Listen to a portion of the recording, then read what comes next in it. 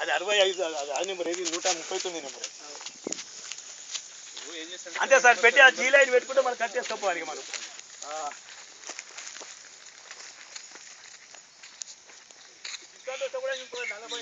నువ్వు అవుతుంది మళ్ళీ 139 టచ్ అవుతుంది అక్కడ. మనకి అది అవసరం ఉందా సార్ అక్కడ పక్కన అయితే కలిసింది అది.